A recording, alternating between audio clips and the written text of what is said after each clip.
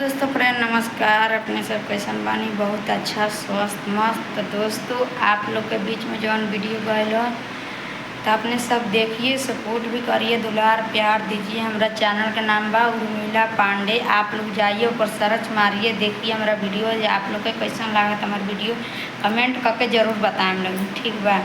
बहुत दिन के बाद हमारे ब्लॉग जाता अपने सबके बीच में, तो तनी हमारे वीडियो देखल करे लगी ना, सपोर्ट भी करे लगी। चाहे से हमारे चैनल साफ डाउन हो गल बा, तो अपने सबके सपोर्ट रही तो बहुत जल्दी हमारे चैनल उठ जाई, ठीक बा। तो अपने सब सपोर्ट नहीं करो तो उस वीडियो बनाए का मन नहीं के करो।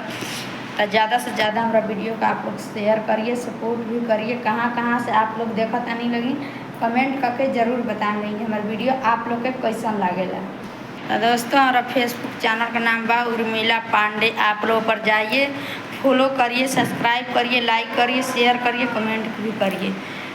यूट्यूब चैनल का नाम बा उहे नाम बा उर्मिला पांडे। फेसबुक चैनल का नाम बा उर्मिला पांडे। तो दोनों पर आप लोग जाइए।